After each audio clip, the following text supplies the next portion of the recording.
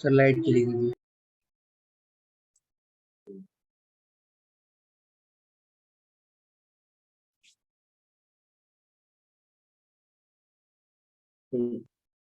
तो हमारा क्वेश्चन ने क्या गिवन था, क्वेश्चन में हमने फर्नीचर बेचा 30,000 रुपए का और वो फर्नीचर 40 का था। तो सेल ऑफ फर्नीचर या सेल ऑफ एसेट कभी भी इनकम एंड एक्सपेंडिचर में नहीं आता, लेकिन अगर लॉस या प्रॉफिट हुआ है तो वो आएगा। तो 10,000 रुपए का लॉस हुआ, हमने ट्रांसफर कर दिया। फिर आता है डोनेशन। डोनेशन दो टाइप की होती है, स्पेसिफिक और जनरल। स्पेसिफिक डोनेशन में गिवन होता है कि डोनेशन का पर्पस क्या है, ठीक है। तो उसको क्या करते हैं, उसको हम कैपिटलाइज करते हैं, कैपिटल फंड में ले जाएंगे या फिर हम अलग से फंड बनाएंगे। लेकिन यहाँ पर कुछ भी स्पेसिफाई नहीं है, सिंपल डोनेशंस है। तो ये क्या हो जाएंगी, ये हमारी जनरल डोनेशन हो जाएंगी और ये इनकम साइड पे आ जाएंगी क्योंकि हम रिसीव कर रहे हैं by donations 10,000। Sir specific donation by नहीं आने। स्पेसिफिक डोनेशन बेटा फंड अकाउंटिंग में जाती है। फंड अकाउंटिंग मत भूलो, फंड अकाउंटिंग हमने सबसे पहले किया था, ठीक है। अलग से फंड बनेगा, उसी में से खर्चे माइनस होंगे, उस फंड से रिलेटेड उस फंड की इनकम भी उसी में प्लस होगी। तो फंड अकाउंटिंग में हम कर चुके हैं। चलो, अब इनकम साइड हमारी कंप्लीट हो चुकी है, रिसीट्स कंप्लीट हो गई हैं। अब आते हैं हम पेमेंट्स पर। तो फर्स्ट है हमारा सैलरी। सैलरी में भी कोई ओपनिंग क्लोजिंग कुछ भी ऐसा गिवन नहीं है। तो हम क्या मानेंगे, 4,80,000 ही हमारा खर्चा है। तो डेबिट साइड में टू सैलरीज 4,80,000। फिर नेक्स्ट हमें दिया हुआ है रेंट दिया हुआ है। रेंट का भी कोई ओपनिंग क्लोजिंग नहीं है। अगर ओपनिंग क्लोजिंग होता तो हम क्या करते हैं, हम अकाउंट मेथड से इसको कैलकुलेट करते हैं, लेकिन कुछ भी गिवन नहीं है। तो एज इट इज 50,000 जो पेमेंट साइड में है वो हमारा खर्चा हो जाएगा।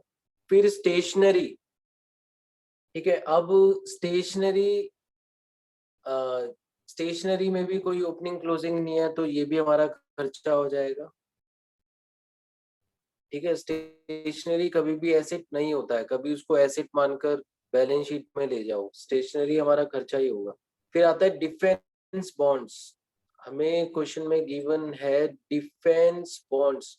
अच्छा, डिफेंस बॉन्ड्स क्या होते हैं, ये एक तरह की इन्वेस्टमेंट होती है, ठीक है। डिफेंस बॉन्ड्स हमारे लिए इन्वेस्टमेंट है, हमने इन्वेस्ट किया है। तो ये क्या खर्चा हुआ, नहीं, ये तो कैपिटल पेमेंट हुई, कैपिटल नेचर हुआ, एसेट बढ़ गया इसकी वजह से। तो क्या ये इनकम एंड एक्सपेंडिचर में जाएगा, नहीं जाएगा, ये तो बैलेंस शीट में जाएगा एसेट साइड पे, ठीक है। फिर हमने तो फर्नीचर डिफेंस भी बॉन्ड खरीदा है, समझ देखो में 2,00,000 रुपए आया का। फिर। डिफेंस बॉन्ड्स क्या होते हैं, अच्छा बॉन्ड्स क्या होते हैं, पहले बॉन्ड समझो क्या होते हैं। वैसे ये सब हम मैक्रो में पढ़ेंगे भी आगे चलकर, लेकिन फिर भी समझा देता हूँ। गवर्नमेंट क्या करती है बेटा, सिक्योरिटीज इशू करती है।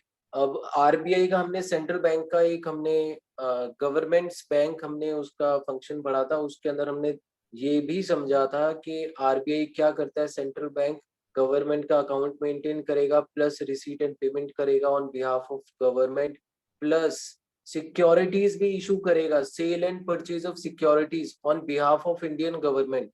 तो जो सिक्योरिटीज है उनका मतलब क्या है, उनका मतलब शेयर्स, डिबेंचर्स, बॉन्ड्स एटसेट्रा। तो बॉन्ड्स क्या होते हैं, जब गवर्नमेंट को कोई पैसे की जरूरत होती है तो वो बॉन्ड्स बेचती है, ठीक है। बॉन्ड से पैसा कौन इन्वेस्ट करता है, बैंक्स भी करते हैं, हम भी करते हैं, ठीक है। बदले में हमें क्या मिलता है, हमें इंटरेस्ट मिलता है। फॉर एग्जाम्पल एक पेपर होता है, तो सपोज करो ये पेपर है मेरे पास, ठीक है। ये बॉन्ड है, ये 1,000 रुपीज का बॉन्ड है। तो मैंने ये आरबीआई से परचेज कर लिया, ठीक है। तो अब मुझे क्या मिलेगा, अब 5 साल के लिए बॉन्ड था, इसकी वैलिडिटी क्या है, 5 इयर्स। तो 5 साल बाद जब मैं इस बॉन्ड को वापस आरबीआई को बेचूंगा तो मुझे 1,500 रुपए मिल जाएंगे, ठीक है। तो मुझे 500 रुपए का बेनिफिट होगा। तो ये क्या है, हमारे लिए इन्वेस्टमेंट है। डिफेंस बॉन्ड्स क्यों नाम दिया, क्योंकि ये डिफेंस मिनिस्ट्री ने इशू किया होगा, ठीक है। अगर ये फाइनेंस मिनिस्ट्री इशू करती तो इसका नाम फाइनेंस बॉन्ड्स भी हो सकता था। अगर एग्रीकल्चरल मिनिस्ट्री इसको इशू करती तो एग्रीकल्चरल बॉन्ड्स भी इसका नाम हो सकता था, ठीक है। तो इसलिए इसका नाम डिफेंस बॉन्ड्स। क्लियर है बेटा सबको? Yes sir. Yes, sir. Yes, क्या sir. ये खर्चा होगा? नहीं, ये खर्चा नहीं होगा, ये तो हमारा एसेट होगा, ठीक है। फर्नीचर भी एसेट में जाएगा। बाइसिकल परचेज की तो बाइसिकल भी तो एसेट ही होगी ना, वो भी खर्चा नहीं है, एक एसेट बढ़ गया। तो इसका मतलब बस इतनी ही चीजें हमारी इनकम एंड एक्सपेंडिचर में आएगी। तो अब क्या करेंगे, अब निकालेंगे कि हमारा खर्चा ज्यादा हुआ या एनपीओ की इनकम ज्यादा हुई। तो मेरे ख्याल से इनकम ही ज्यादा होगी। तो 9,10,000, 9,10,000, ठीक है। टोटल खर्चा कितना हुआ? तो खर्चा हो गया 480, 490, 540, 560, 5,60,000 हमारा एक्सपेंडिचर हो गया। तो कितना एक्चुअल में हमारा प्रॉफिट हुआ? ये हुआ 3,50,000। तो 3,50,000 को हम प्रॉफिट नहीं लिखेंगे, हम क्या लिखेंगे? हम लिखेंगे टू सरप्लस 3,50,000। ये क्या हो गया? ये हमारे लिए सरप्लस हो गया। ये सरप्लस कहाँ पर जाएगा? ये जाएगा transfer to capital fund.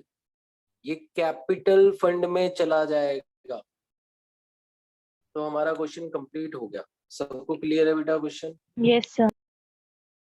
Yes, sir. चलो अब हम क्या करेंगे, हम कुछ ऐसे क्वेश्चंस करेंगे जिसमें हमें एडिशनल इंफॉर्मेशन भी गिवन हो। और बिल्कुल right to the next next question है हमारा ऐसा। क्वेश्चन नंबर 41, ठीक है। बहुत इंपॉर्टेंट क्वेश्चन है क्योंकि अब हमारा बेस यहीं से स्टार्ट होने वाला है। Question number 41, from the given receipts and payments account and additional information of Friends Club for the year ended 31st March 19, prepare income and expenditure for the year 31st March 19। तो financial year क्या होगा हमारा? 1/4/18 से 31/3/19, ठीक है। Receipt and payments account दिए हुए हैं। सब्सक्रिप्शन भी बहुत तरह की हमें दी हुई है। फिर सेक्रेटरीज ऑनोरेरियम हमें दिया हुआ है। ऑनोरेरियम जानते हैं कि इंस्टेंट जो हमने पेमेंट की विदाउट एनी प्रायर नोटिस। तो फिर इसके बाद हमें कुछ ओपनिंग और क्लोजिंग बैलेंस भी दिए हुए हैं। जैसे ओपनिंग में एनपीओ के पास ये बैलेंस थे, ठीक है, एसेट्स एंड लाइबिलिटीज के। फिर क्लब के पास 75 मेंबर्स हैं और एक मेंबर 1,000 रुपए फीस दे रहा है, ठीक है। फिर डेप्रिसिएशन भी हमें दिया हुआ है। तो याद करो कि जहां पर हमें नंबर ऑफ मेंबर्स और subscription paid by each member दिया होता है, क्या वहां पर हम सब्सक्रिप्शन के लिए स्टेटमेंट या फिर अकाउंट यूज करते हैं? नहीं, हम डायरेक्ट Sir, इन दोनों को yes. मल्टीप्लाई करेंगे और हमारी subscription for the year ended 31st मार्च 19 निकल जाएगी। वही सब्सक्रिप्शन जाएगी इनकम एंड एक्सपेंडिचर अकाउंट में। तो 75,000 सब्सक्रिप्शन हमारी इजीली कैलकुलेट हो गई, ठीक है। इस केस में हमें ना ही कोई अकाउंट बनाने की जरूरत है और ना ही कोई स्टेटमेंट। फिर हमें डेप्रिसिएशन चार्ज करना है और डेप्रिसिएशन सिर्फ फर्नीचर पे दिया हुआ है तो सिर्फ फर्नीचर पे ही चार्ज होगा। तो फर्नीचर के लिए हमें कुछ चीजें चेक करनी पड़ेंगी। जैसे फर्नीचर का ओपनिंग बैलेंस 1,00,000 रुपए है। फिर हमने देखो बेटा फर्नीचर परचेज भी किया है, ठीक है, 1,20,000 का दिसंबर में। तो हमें डेट वाइज डेप्रिसिएशन निकालना पड़ेगा। तो क्वेश्चन इजी है, बस दो ही इसमें ट्रिक्स हैं, एक तो सब्सक्रिप्शन की और दूसरा डेप्रिसिएशन का। चलो स्टार्ट करते हैं क्वेश्चन। तो इनकम एंड एक्सपेंडिचर अकाउंट हमें बनाना है तो वही हम बनाएंगे।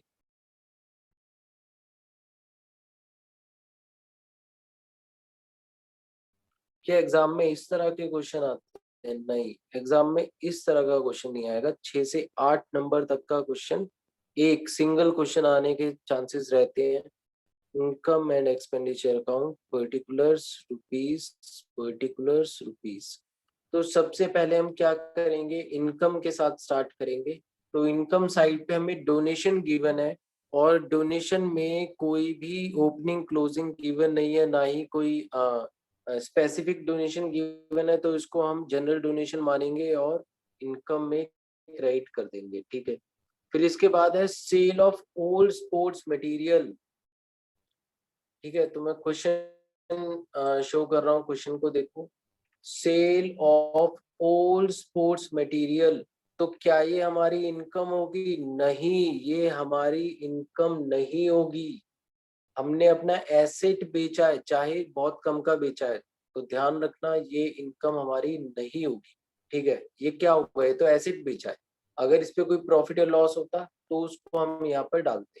फिर आते हैं सब्सक्रिप्शन। तो सब्सक्रिप्शन में इतने सारे ये रिसीट्स हमें कैलकुलेट करने की जरूरत नहीं है, हम सिंपल इस लाइन को पढ़ते हुए 75,000 सब्सक्रिप्शन क्रेडिट कर देंगे बाय सब्सक्रिप्शन 75,000, ठीक है। और देखते हैं आगे क्या क्या गिवन है। तो एंट्रेंस फीस गिवन है, एंट्रेंस फीस में भी कुछ नहीं दिया हुआ, तो ये हमारी नॉर्मल इनकम है, जनरल इनकम है 1,20,000, तो एंट्रेंस फीस भी आ जाएगी क्रेडिट में बाय एंट्रेंस फीस 1,20,000, ठीक है। एंट्रेंस फीस आ गई।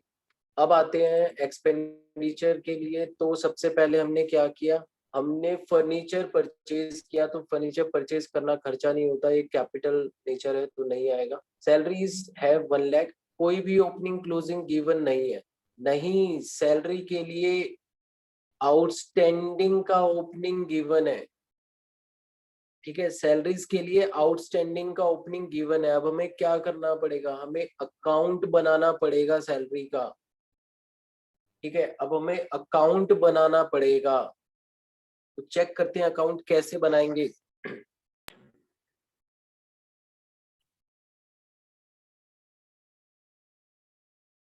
चलो अकाउंट कैसे बनाएंगे, तो सैलरी अकाउंट बिल्कुल वैसे ही जैसे अभी तक हम बनाते आ रहे हैं वैसे ही बनेगा, सिंपल।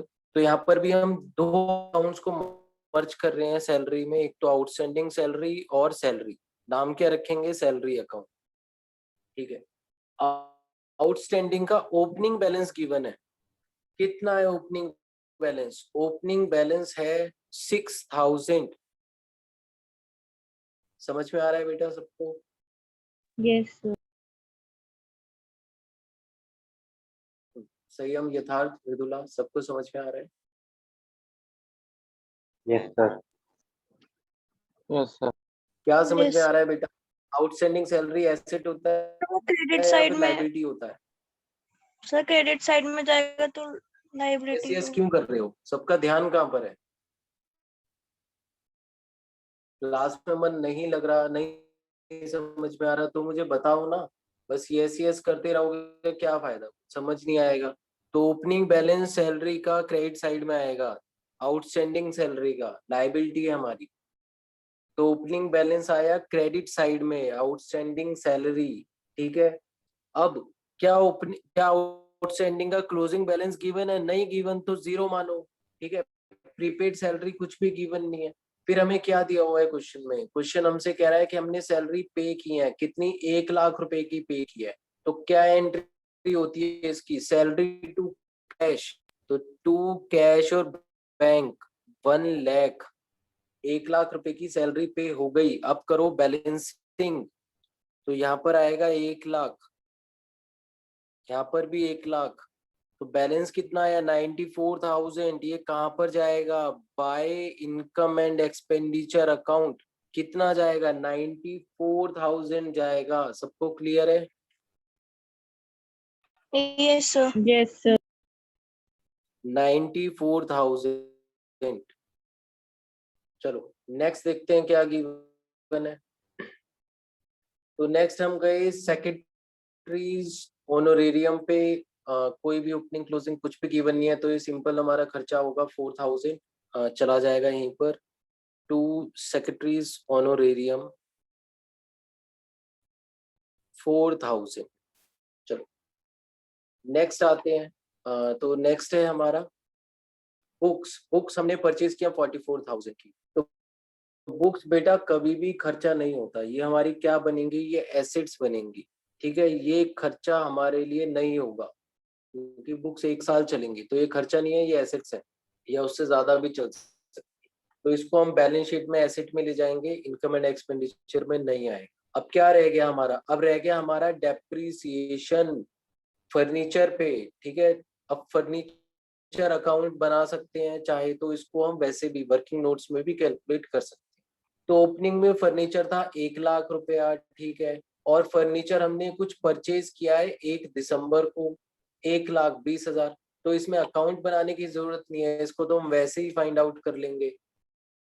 तो एक फर्नीचर हमने पूरे 12 महीने यूज किया है ना, तो उसका बैलेंस है 1,00,000, तो 1,00,000 का 10% फॉर फुल ईयर।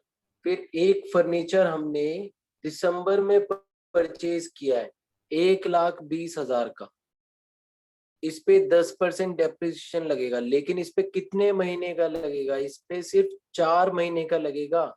दिसंबर, जनवरी, फरवरी, मार्च, 1 दिसंबर को परचेज किया ये, ठीक है, तो इस पे 4 महीने का लगेगा। चलो, तो ये हो गया 10,000, और ये कितना हुआ? 48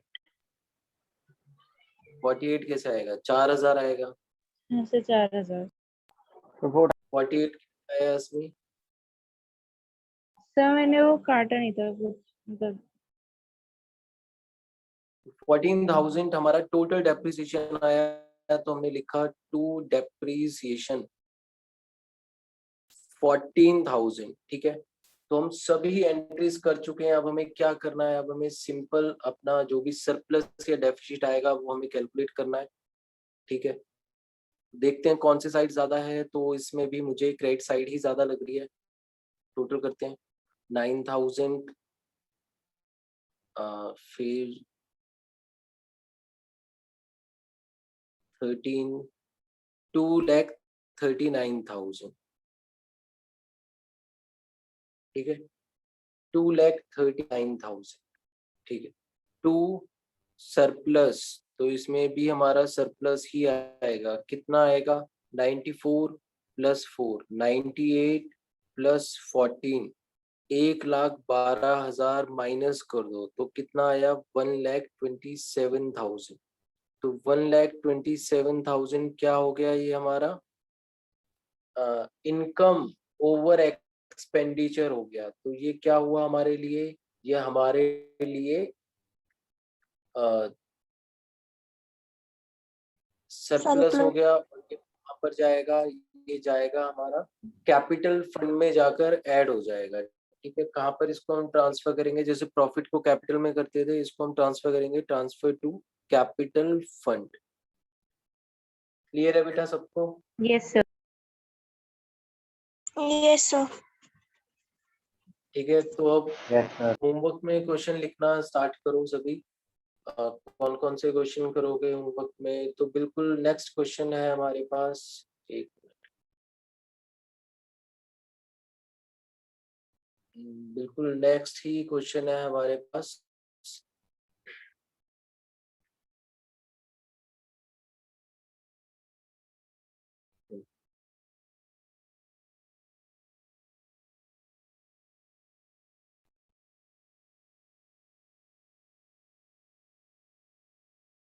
क्वेश्चन नंबर 42 ट्राई करोगे, ठीक है। अभी हमने 41 किया था, तो क्वेश्चन नंबर 42, फिर इसके बाद क्वेश्चन नंबर 44 ट्राई करोगे, ठीक है। इसको जरूर ट्राई करोगे। क्वेश्चन नंबर 44 अच्छा क्वेश्चन है, काफी कुछ सीखने को मिलेगा इस क्वेश्चन से।